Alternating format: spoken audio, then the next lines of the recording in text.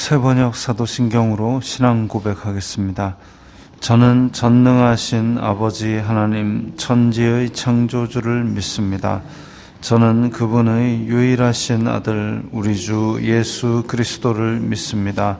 그분은 성령으로 잉태되어 동정녀 마리아에게서 나시고 본디오 빌라도에게 고난을 받아 십자가에 못 박혀 죽으시고 장사된 지 사흘 만에 죽은 자 가운데서 다시 살아나셨으며 하늘에 오르시어 전능하신 아버지 하나님 우편에 앉아 계시다가 거기로부터 살아있는 자와 죽은 자를 심판하러 오십니다.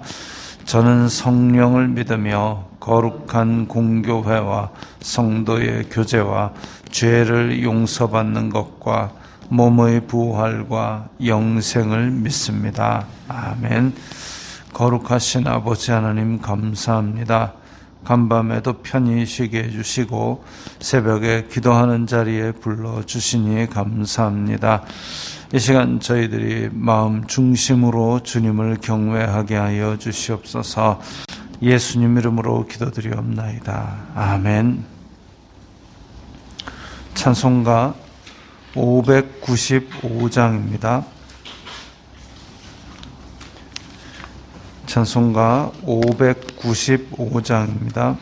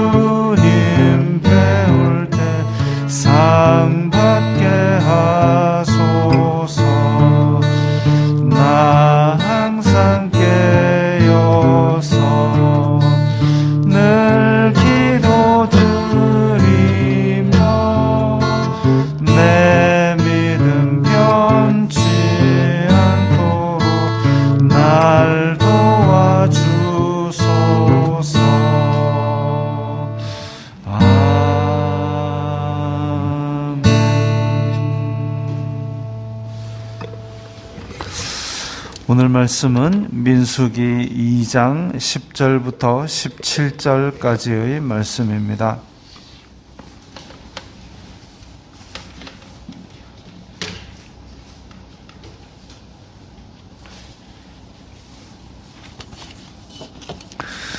민수기 2장 10절부터 17절까지의 말씀 함께 읽겠습니다. 남쪽에는 르우벤 군대 진영의 군기가 있을 것이라. 르우벤 자손의 지휘관은 스데울의 아들 엘리수리요. 그의 군대로 계수된 자가 46,500명이며 그 곁에 진칠 자는 시므온 지파라. 시므온 자손의 지휘관은 수리삿대의 아들 슬루미엘이요. 그의 군대로 계수된 자가 59,300명이며 또 갓 지파라. 갓 자손의 지휘관은 르우엘의 아들 엘리아삽이요. 그의 군대로 계수된 자가 45,650명이니 르우벤 진영에 속하여 계수된 군인의 총계는 151,450명이라. 그들은 제2대로 행진할지니라. 그 다음에 레위인의 진영과 함께 모든 진영의 중앙에 있어 행진하되 그들의 진친 순서대로 각 사람은 자기의 위치에서 자기들의 길을 따라 앞으로 행진할지니라. 오늘 말씀에서는 이제 성막 남쪽에 진치는 것을 보여줍니다. 제가 그래서 간단하게 성막을 중심으로 진친 것을 간단하게 그렸습니다. 뭐 대단한 건 아니고요. 성막을 중심으로 레위 지파가 아론, 고핫, 무라리, 게르손 이렇게 진치고, 그 다음에 동쪽으로는 유다 지파가 가운데 있고 이사갈, 스불론, 그리고 오늘 본문에 나오는 남쪽에는 르우벤의 군기는 사람 얼굴입니다. 사람 얼굴이라서 르우벤 위에 사람 얼굴을 하나 그려놨습니다. 사람 얼굴처럼 안 보일지라도 얼굴 비슷합니다. 유다 지파 옆에는 이제 사자 얼굴이라고 그려놨습니다. 그 다음에 르우벤 지파 좌우에는 갓, 시므온 이렇게 됩니다. 근데 행진할 때도 이 상태로 행진하는 것이 아니라, 행진할 때는 이제 나중에 3장에서 나오는데, 행진할 때는 유다 지파가 제일 앞장서서 나가고, 그러니까 유다, 이사갈, 스불론이 진칠 때도 지금 이렇게 옆으로 진을 쳤는지 아니면 유다가 제일 끝 동쪽에 갔는지는 정확하게 잘 모르겠습니다. 근데 제가 보기에는 앞뒤 읽어보고 이 전체의 맥락으로 보면은 이렇게 유다가 가운데 진치고 좌우에 이사갈, 스불론인 것으로 보입니다. 그리고 행군할 때는, 전진할 때는 유다가 가장 먼저 앞장서서 나가는 것으로 그렇게 생각하면 되겠습니다. 그리고 3장에 보면 이제 행진할 때는 쭉 종으로 행진을 하게 되는데, 제일 먼저 유다 나가고 유다, 이사갈, 스불론 이 순서대로 나갑니다. 그리고 성막은 성막 중에서도 게르손, 무라리 두 자손들이 매야 될 부품들을 가지고 그 1대의 뒤를 따르고, 그 다음에 제2대, 오늘 16절에 보면 이제 그들은 제2대로 행진할지니라. 2대가 이제 르우벤, 시므온, 갓인데 2대가 진행하고, 그 다음에 고핫 자손이 거룩한 성물, 법궤, 촛대 이런 걸 들고 그 다음에 행진하는 걸로, 그거는 이제 3장에 가면 나옵니다. 그렇게 해서 제1대와 제2대가 이렇게 진치는 것을 오늘 본문에서는 이야기하고 있습니다. 그리고 17절에 그 다음에 회막이 레위인의 진영과 함께 모든 진영의 중앙에 있어 행진하되, 모든 진영의 중앙에 있다 그랬습니다.